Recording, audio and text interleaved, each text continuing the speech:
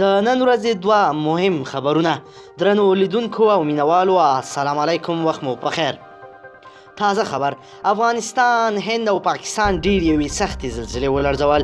ویډیو وګورئ چې دا زلزله څومره قوي وه او څومره تلفات یې اړولي دي. ملګرو، دغه زلزلې د هیوادوالو یې سخت ویرولي دي. ډېره خطرناکه زلزله وه.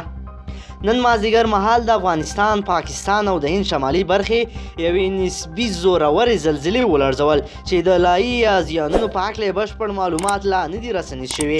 د امریکا د زلزلې پیژندنې ادارې ویلي زلزله د ریختر په کچه 6.2 درجې وه چې 210 کیلومتره په ژوروالي کې رامنځته او مرکز یې د هندوکش درې وښودل شوې. د پاکستان د زلزله پیژندنې مرکز بیا 6.4 درجې ښودلې ده.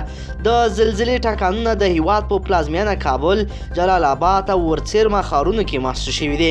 دغه راز پاکستاني رسنۍ وایي چې په لاهور، اسلام آباد، پیښور، باجوړ، مانسهره، دیر، بټګرام، چینوټ او نورو سیمو کې هم خلکو د زلزلې زورور ټکانونه حس کړي دي چې له کبله یې خلک له کورونو، دوکانونو او دفترونو څخه راوتلي دي.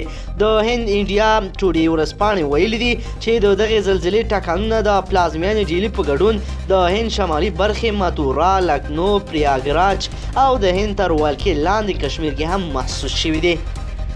دویم خبر: فوربس مجلې د معلوماتو له مخې په 2019 کال کې د یوټیوب چینل څخه زیاتې پیسې یوې کوچني 8 کلن ماشوم ترلاسه کړی دی.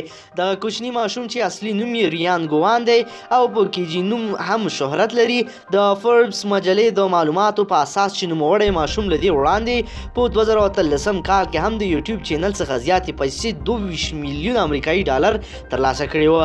د هغه یوټیوب چینل په لومړي ځل د هغه د مور او پلار لخوا په 2015 کال کې د ریان نړۍ په نوم ورته پرانیستل شو. که څه هم نوموړي هغه مهال د 3 کلونو و، خو لا وړاندې د 22.9 میلیونه سبسکرایبر یا تعقیبونکو ترلاسه کړي وه.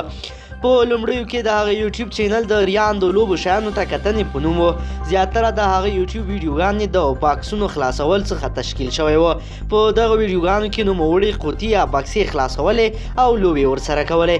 ځینې د دغه کوچني ماشوم ویډیوګانې تر 1 بیلیون هم زیاتې خلکو تعقیب کړي دي او هغه یې ګټلې دي. هغه مودې راهیسې چې نوموړی د یوټیوب چینل جوړ کړی، تر اوسه 15 بیلیونو پورې د هغه یوټیوب چینل د خلکو لخوا کتل شوی دی. درنو لیدونکو، که چیرې غواړئ چې ورته تازه، مهمې او لنډو پیښو څخه ځان ډېر په لنډو کې خبر کړئ، زموږ چینل د سره ضرور سبسکرایب کړئ او ویډیو لایک کړئ.